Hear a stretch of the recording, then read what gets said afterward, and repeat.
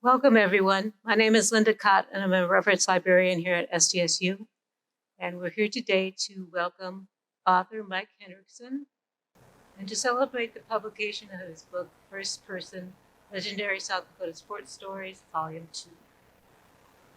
The library actually hosted an event for Mike in 2018 when he published the first volume of Sports Stories. That was 4 years ago. So if you want to mark your calendar, we're counting on me and Mike being back again in 2026. Or maybe sooner than that. When I asked Mike what I should include in my introduction, he replied, longtime broadcaster, recent author. And Mike's longtime broadcasting includes things like 20 years covering state high school championships on television, commentator for the South Dakota Public Broadcasting documentaries, broadcasting at various radio and television stations, hosting 2 statewide South Dakota radio shows, winner of awards for his interview and play-by-play talents. Mike's interest in athletes, athletics, communities, and history, combined with his listening skills, have led to notable interviews such as those included in First Person, Legendary South Dakota Sports Stories, and now First Person, Legendary South Dakota Sports Stories, Volume 2. Please join me in welcoming longtime broadcaster and recent author, Mike Henriksen.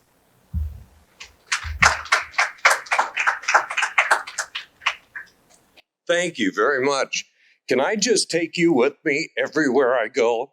Because you made me sound a lot more impressive than I actually am. It's great to see the friends out here this evening. I'm delighted to be back at this library. There are some folks I want to introduce. My daughter Maren is here along with her husband Michael, and one of my grandsons, Nolan, is here, and granddaughter Harper. Now, I'm a little disappointed because when I was here 4 years ago, John Stiegelmeyer was actually here, and the kids are great Jackrabbit fans, so they got a picture with John, but that was about 1.5 foot ago, each kid. I would love to have a comparative photo to have taken. As Linda said, I am Mike Henriksen. I recently stepped down after 46 years of broadcasting. I have wanted to be a broadcaster since I was about 9 or 10 years old. My dad and I grew up as a pig farmer in Nebraska. My dad and I would spend endless hours listening to Husker games, whether we were traveling in the pickup or whether it was a winter night in February and we're listening to games from Stillwater, Oklahoma for, Oklahoma State. And I was always fascinated by that. However, I'm very proud of the fact that every other adult in my family is an educator. Maren and Michael are both educators. My son and his wife are educators. My wife is a teacher. My brother, my sister-in-law, every single other adult is an educator. And I have a feeling that had radio not worked out for me, I probably would have been a history teacher because I absolutely love to chronicle these types of stories and to keep things alive. And, working with Ron Lenz through the course of the years, getting the input and hearing the stories from him and passing those along, to me really matters. And it always has. The time that I came up to South Dakota in 1978, transferred up to go to school at Augustana. By the way, I should mention that there was a shirt that was suggested that I wear this evening. It was bright red. And I said, that would be an incredibly bad idea on someone's part. So I made the good choice and went with, my blue one was dirty. Otherwise I would have worn that. But coming up and going to Augustana, I've essentially been in the state ever since that time. And I've worked at various radio stations in various parts of the state, which has helped grow my knowledge. A lot of people are often surprised to find out that I am not a native South Dakotan. But it certainly is the home where my kids were born and my grandkids live. And so it has become our home. This volume is a little bit different than the first book. The first book that I did, first person, legendary South Dakota Sports Stories, I didn't know if I was going to do another one. You never know how a book is going to be received. I think I read that the average author will sell 500 books. That's the average of all the books that have ever been printed, that they'll sell 500. Well, I ordered 1,000 of those and I got them all sold. But in that first book, when I was putting things together, I wanted it to be very culturally balanced. I wanted it to be people you have heard of and people you have not heard of. I wanted it to be sports balanced. I actually had an ultra triathlete who has prosthesis on the bottom of his leg that didn't get into athletics until he was in his 30s. He had lost his leg in Vietnam. I wanted that to be as balanced as possible. The response to it was great. So on this one, quite honestly, I went with a little bit higher profile folks. And I've got about 100 of these. They're mostly taken from the most recent radio show that I was doing on my own, which was the South Dakota Sports History radio show. I've always thought when it comes to marketing, the greatest movie title, not the greatest movie, but the greatest movie title ever was Snakes on a Plane. Because nobody was standing in the lobby going, gee, I wonder what that's about. So when it came time to rebrand the SportsMax show that I had been doing for so many years, I knew the response to me talking to longtime sports figures had been the best response that I had gotten. So I simply named it the South Dakota Sports History Show. Again, nobody had to guess what that radio show was about. But in this case, there's sort of a theme to a certain degree weaved through it. I've got a few folks who are no longer with us that I was delighted that I was able to pass along their stories.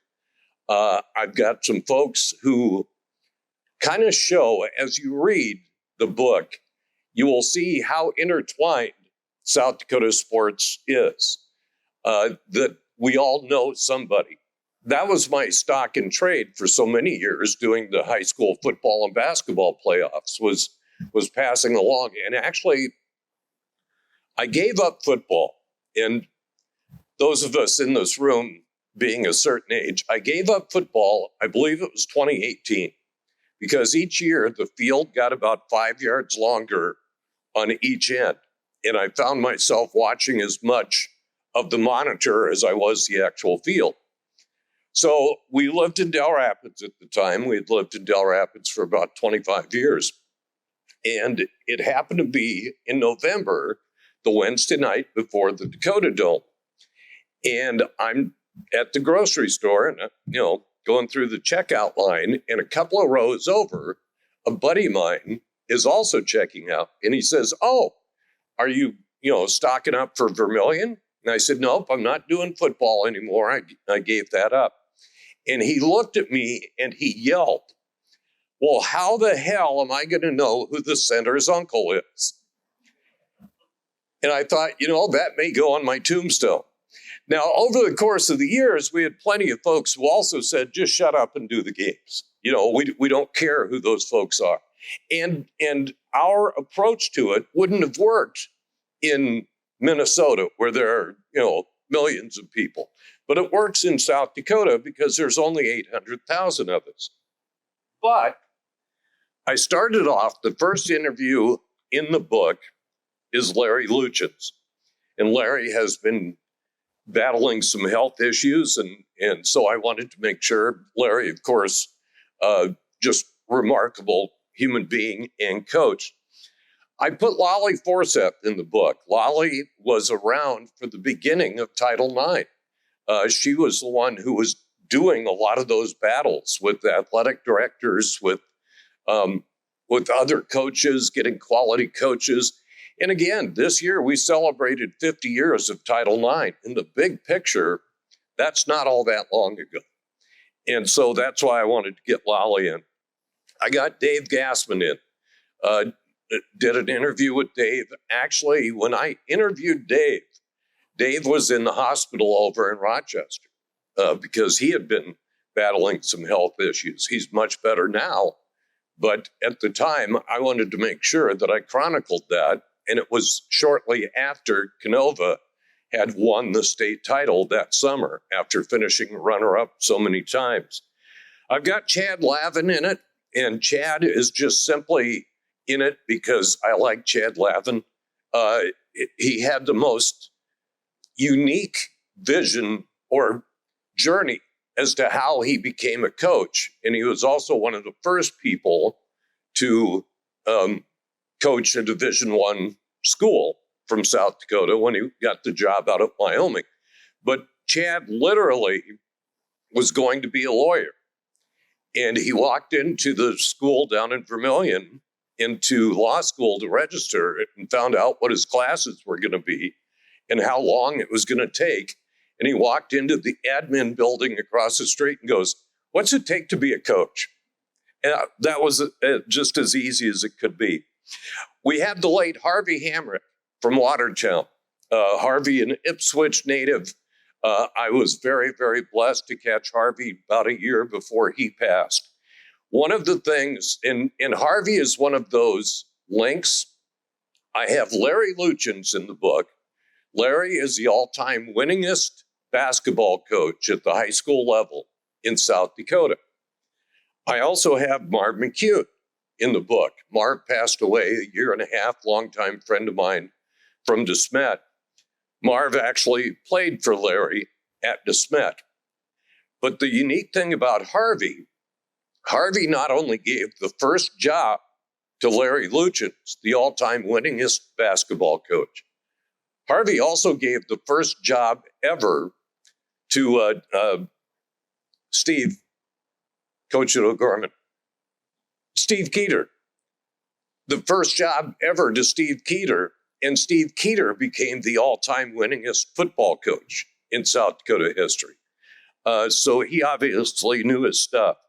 I have Tom Frederick in. Tom is a longtime broadcaster in the state. He has covered several schools. Right now, he does broadcast for the University of Sioux Falls, which I think he's done that for 20-some years. I have Terry Slattery. Terry is was a state grad from Salem St. Mary. He still holds the all-time record for rebounds in a single game here at South Dakota State. He had 29 rebounds in a game. And his last game was 1962, I think. And I asked him, I said, "Good Lord, what kind of bricks were being thrown up that night that you got 29 rebounds? That's incredible." That's almost a rebound per minute, which is just unbelievable. But Terry also played in the old Catholic school or private school tournament. It wasn't until 1964 or so that private schools in South Dakota actually played against the public schools and were invited into the South Dakota High School Activities Association. And Terry has become he's done a lot of research and that sort of thing. And again, big picture, it may seem a long way off to certain people in this audience, but to others of us, that isn't all that long ago that happened. I was able to finally interview Garney Henley a few years ago. Garney was kind of one of my white whales. He was a guy I had just never been able to connect with. And now I've gotten to know him really well. Just did an event with him in Huron last week. Garney Henley played 2 six-man high school games. Yes, there was such a thing as six-man in South Dakota. At Hayti High School, before it was ever Hamlin High. The first 11-man game that he ever saw was the one that he started at Huron College. Garney is now in the National Collegiate Football Hall of Fame. Went on to have a 17-year career up in Canada. At one time, and I'm not sure if he still holds the record, I'd have to look this up, but he scored 394 points in football in his college career. Everybody that you talk to about Garney, they all have great memories of reading the back of his jersey as he was running away from them. Tim Hughes is in the book, and this is where my social conscience came out. I have been granted a great platform, and I feel compelled to use that. Tim Hughes is a coach you may not know. Tim Hughes is actually the coach who replaced Clarence Koistra down at Garrettson. Clarence, Hall of Fame coach. Not only did he replace Clarence Koistra, they were making the transition at that time from 9-man to 11-man. But Tim, I actually had on. Tim, for many, many years, was not counting Native Americans, he was the only coach of color in the state of South Dakota. And I had Tim on my weekly radio show shortly after the George Floyd murder, because I find it important that we listen to voices that aren't amplified, and that somebody has to ask the questions. And if I look stupid doing it, I have no problem with that, but it gets the message out in what we need to be paying attention. And Tim is just marvelous. Gordy Fosness is in the book, the longtime basketball coach at Dakota Wesleyan, and then longtime with the Fellowship of Christian Athletes. We lost Gordy a couple years ago. Harvey Nas, the cantankerous longtime football coach at Winter, is in the book. I believe Harvey is now 84, and he still cuts the football field. He still mows the grass at Winter, because damn it, he's the only one that knows how to do it right. As we said, Marv McCune is in the book. Marv, we lost to COVID. Marv was a longtime friend, longtime travel partner with me. We used to go on baseball trips. It was always great to see the world through a bunch of folks from DeSmet, South Dakota, because that was our travel group, was Marv and some of his friends. But the final story in the book isn't an interview at all. It is Carl Pearson. Carl is an award-winning author and a great coach over in Minnesota, where he was for a long time. Carl actually wrote a book called The Politics of Coaching, which I think should be required reading for every college kid that wants to get into coaching, and frankly, for some of the parent groups as well. But Carl, like I say, he's a great writer. He's written a couple of books. To my knowledge, while Carl was playing basketball for Gary Munson at Mitchell High School, Carl is, I believe, the only person who has ever been called for goaltending on a free throw. And the way he tells the story is sensational. It was a great way to wrap things up. The reason that I put it in this book is Carl is also battling some health problems. Carl is in his mid-40s, and I wanted to make sure that story got documented and shared with the public while he was still around. Now, this is technically my fourth book, which is very, very nice. Linda, I really appreciate the fact that if I do a nice job, you have me back every 4 years. But the last couple of years, I've done a couple other books, and those are called Genuine Journeys of Life. A friend of mine, Cindy Bahi in Sioux Falls, a lot of you know Al Bahi. Cindy is his ex-wife. Cindy got me involved in having people, again, tell their stories and document them, because everybody has a unique story. And so one of the stories in there was actually, I had David Martin, the former sports information director here at SDSU. He tells the story, and Ron helped me get in touch with him. He tells the story about when SDSU and USD combined their men's basketball teams and went and played down in Cuba, and how that was then later reciprocated, which was absolutely unheard of.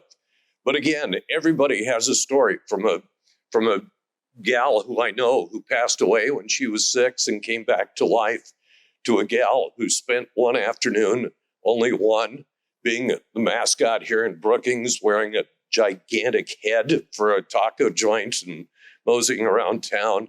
Friend of mine, actually, during COVID, he hiked the length of the Rocky Mountains and was 62 years old at the time. And he said, I didn't see people even half my age on the, they were all younger than that on the actual trail, but he had time and the drive and got it done. So again, it goes back to that history, and individual stories matter. I've got probably, like I say, another 100 or so interviews in the can that I will be continuing to share. But my newest project is going to be a bit of a variation. I went to the South Dakota Rock and Roll Hall of Fame banquet this year. And my kids know that music means an awful lot to me. As a matter of fact, during COVID, I missed concerts more than I missed ball games. I read an article somewhere a few years back that said essentially, once you hit the age of 35, your musical taste is done. It's the music of your youth, et cetera. And I kind of decided, I don't want that to be me. And through the magic of satellite radio and streaming services, I've discovered some of the best music I've ever heard in my life. And, was late to the dance on it, but I'm glad that I did. But the next project that I'm going to be working on, I have also been very, very blessed to know an awful lot of the folks that are in the South Dakota Rock and Roll Museum. And so thanks to our friend Zoom and the fact that, all of us people of a certain age have gotten the opportunity to learn how to do that, I don't need a radio show anymore. These were all radio interviews with the exception of Carl. But now I can just simply record the interviews on Zoom, have them transcribed, and put into book form.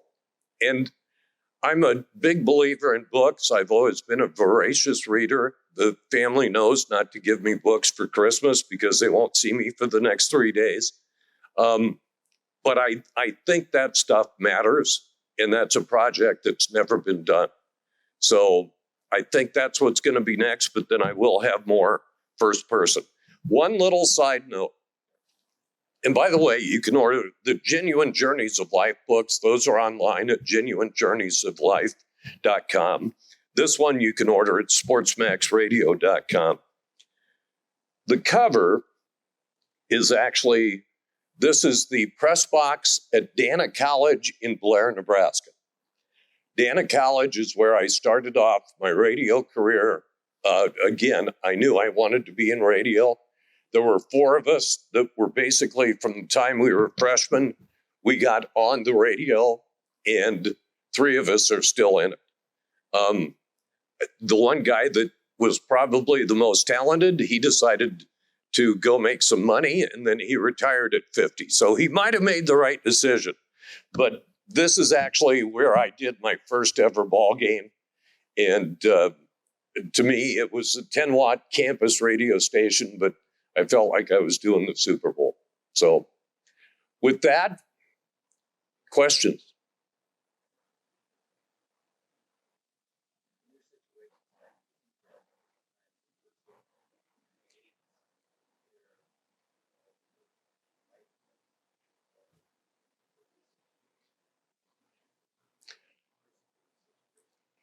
That is really, really deeply philosophical, and I love it. Now remember, I'm a radio guy who got kicked out of college twice. But I think you have to force yourself to recognize it. Does that make sense? Terry Slattery tells a story in the book. Terry didn't know that his coaches were crap in high school until he got to college and he had Jim Marking. He credits Jim Marking for all of his development. But again, Terry didn't know that his coaches weren't, teaching them the right thing. when it comes to me, personally, I'm working really hard at being better than I was and trying to make a difference. Much more so than I ever had. Now, there's an awful lot of circumstances that have changed that.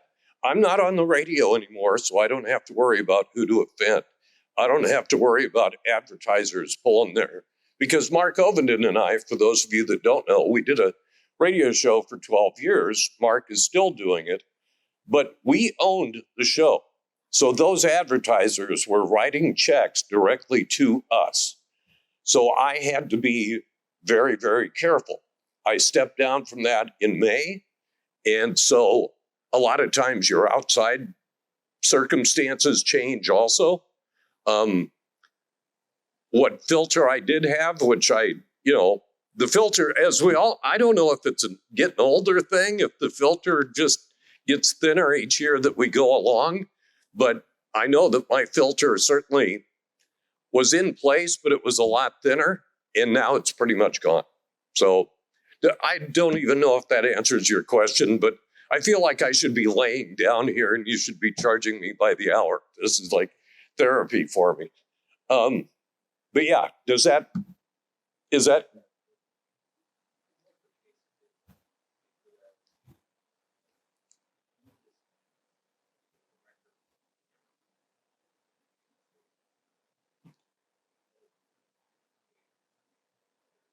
Yeah. But at the same time, so much of that, that's one of the things. Almost every person, Ron knows this. I think you were one of the people that said it. Almost every person, because the radio show, the sports history show, was an hour long, which means by the time you have, commercials and intro and outro and stuff, it's about 45 minutes. So I'd ask people, for 45 minutes of their time. Almost to a person, everyone would go, what am I going to talk about for 45 minutes? I said, well, I'm going to be asking you questions. It'll be easy. And then at the end of it, you get there and you go, wow, are we out of time already? So I think it's important that we offer the opportunity for those folks to shine, even if they haven't already, because we just don't know. There's a lot of folks who are wonderful communicators. They just don't communicate, or athletes. Who knows how many great athletes have fallen by the side because of the fact, they were told at a young age that they weren't good enough to play or whatever the case may be. So I think a lot of it is just discovering and giving that opportunity. That's a great question. I dare any of you to follow that one up. There you go.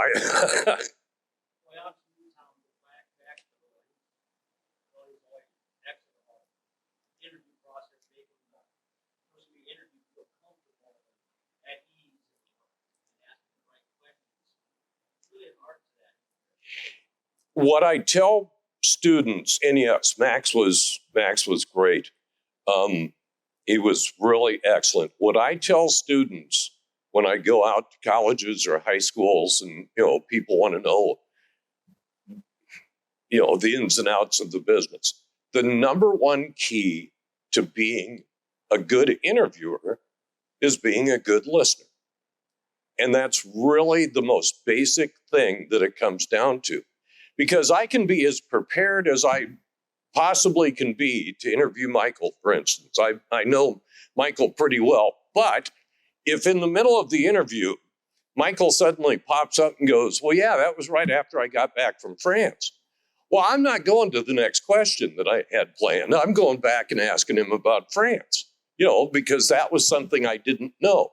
But it really comes down to being a good listener, to helping them feel comfortable, again, that, it's just basically a conversation between the two of us. But number one is always learn how to listen. Be prepared, that's fine. But don't just simply have your list of 10 questions that you're planning on asking and just going from there. Yeah, and Max Max was really, really good at it. So yeah.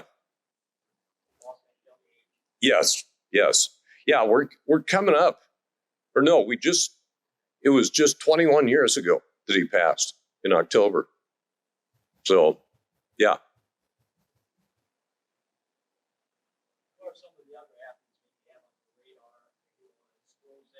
Oh yeah.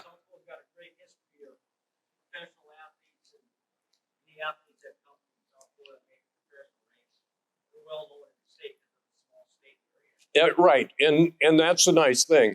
There is a very, very short list of people. Now, I take that back. The list of people that I wish I would have interviewed is short. The list that somebody else may have, that may be a lot longer. You know, somebody will bring up somebody from their hometown or whatever the case may be. But the list of folks that I wish I had interviewed in South Dakota is very, very short. I have been extremely blessed to have the opportunity to, to talk to, I know personally, Mike Miller, Chad Greenway, Ben Lieber. I've had conversations with all of those folks. But so essentially, if there's one of the ones that in my first book, I had Carol Hardy. Now, for those of you that don't know, Carol Hardy was remarkable. He's from Sturgis, South Dakota. He was Bo Jackson before Bo Jackson. He actually played both in the NFL and Major League Baseball. And I was very fortunate to catch him, and I actually did 2 hours with him. I was fortunate to catch him about a year before he developed Alzheimer's. So I was delighted. He was also 30 years in the front office with the Denver Broncos. But yeah, several years ago, I did an interview when Deb Maxwell had taken over for Tom. So this would be 18, 19 years ago. I did an interview with Fred Tibbetts, and the longtime coach at Jefferson and Roosevelt. And I wish I had a copy of that one. I do not, which is unfortunate because Fred and I were friends, and Fred, in a public persona, was pretty much well hated, and he kind of reveled in that. But he was an extremely nice and insightful human being. I wish I had that one. There's a few others that have maybe passed before I got to them, but other than that, I've been really, really blessed. So, great question. I do.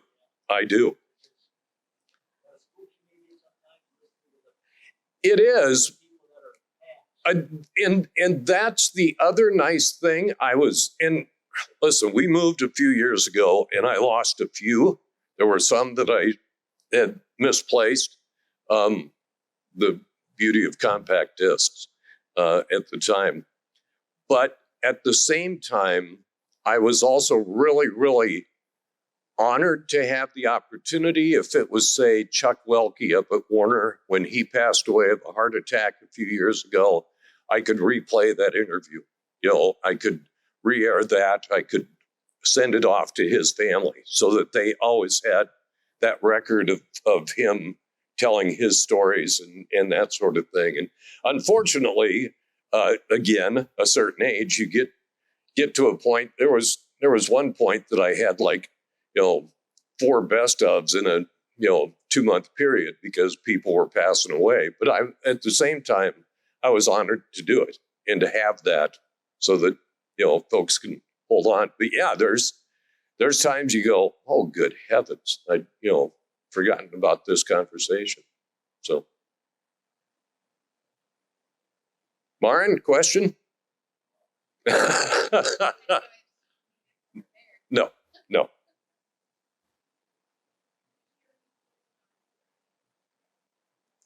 That was the main reason. And one of the bad things, I've only got one gal in this, and it's Lolly Forsett. She is excellent at telling that story. The bad part is folks like Judy Dittman down at Dakota State.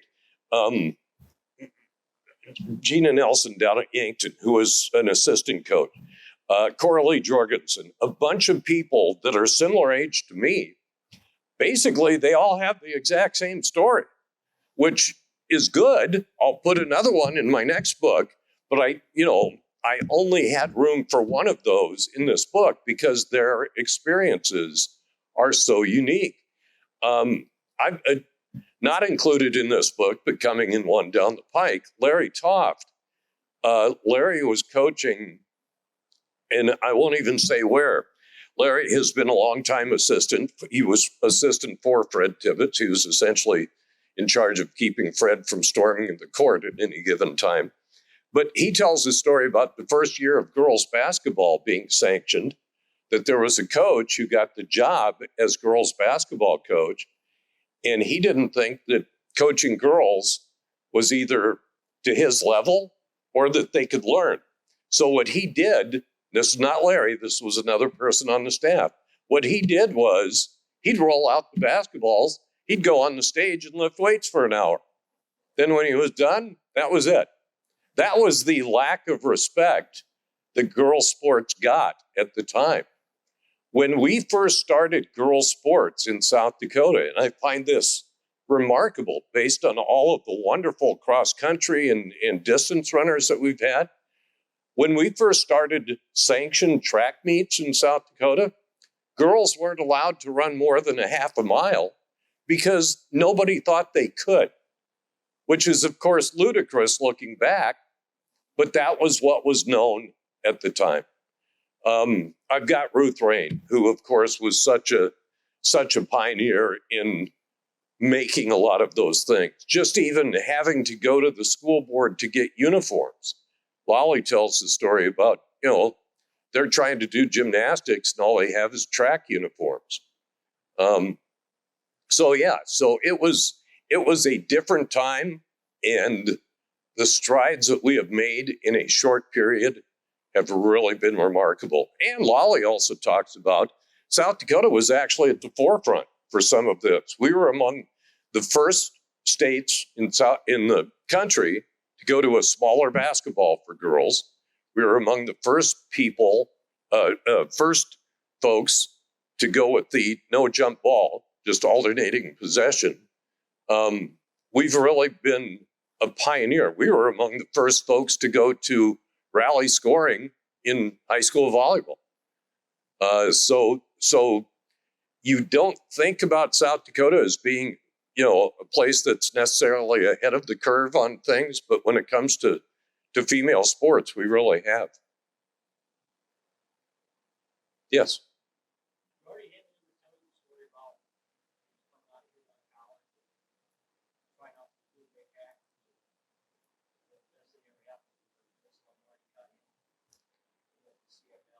Yep, he did. It was. And so Garney Henley, the first 6-man game that he ever played in was the first one that he had seen. The first 11-man football game that he played in college was the first one that he had ever seen. And the first 12-man football game up in Canada was the first one that he had ever seen, was the one that he played in.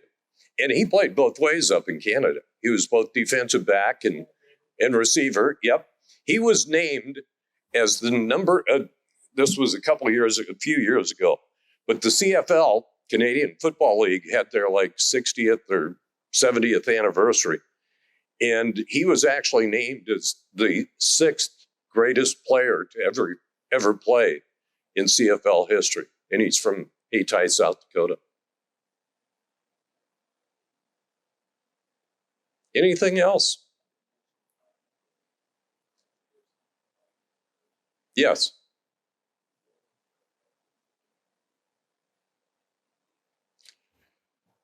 That is the beauty of editing, and there are actually a few of these. Editing a book is worlds different than editing an interview because of the fact, as much as we like to think that we speak in complete sentences, we don't. So when you transcribe that and put that into the printed page, it can look ridiculous. And just the way our brains work, I'll use Carol Hardy as an example. If you are listening to an interview, you understand that Carol Hardy at the time was an 82-year-old man, and perhaps some of his stories are circular. When you put that on paper, you really have to massage it and keep it, where it is. But when I am interviewing people for a radio show, for instance, I have gotten perfectly comfortable saying, if this is none of my business, let me know and I'll edit it out, and nobody will ever know that I asked the question. But I don't want folks, I've actually had people call me after we're done with the interview, and they will call and go, I was thinking about, whatever topic that we were talking about, and I'm not sure I want that to be public knowledge right now. Wonderful.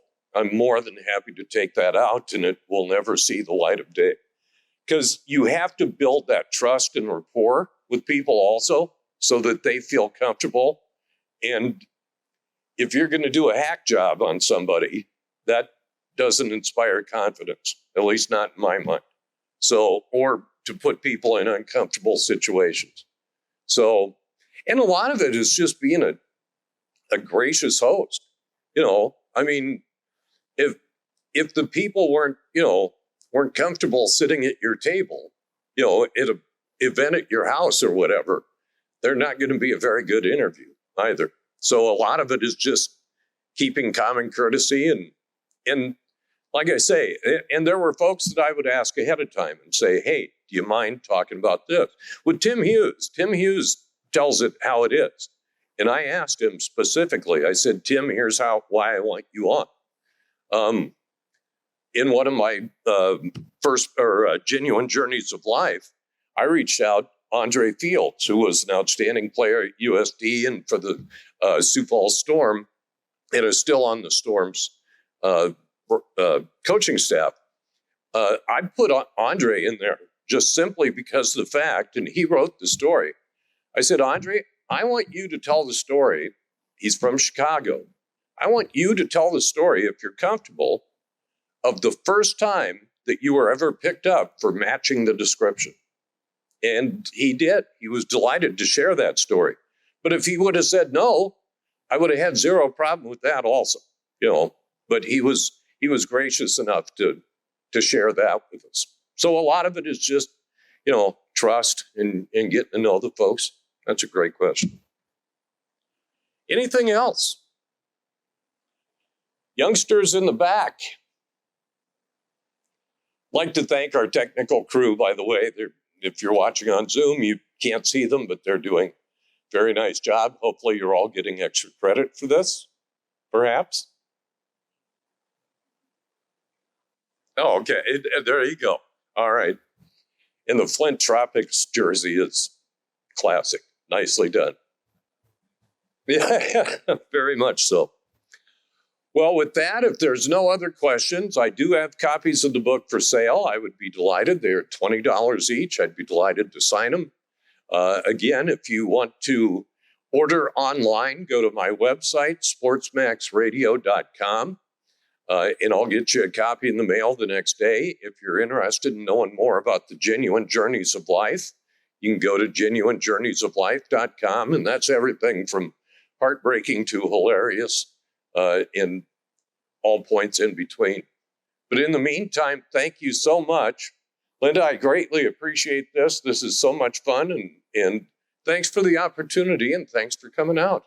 Appreciate you.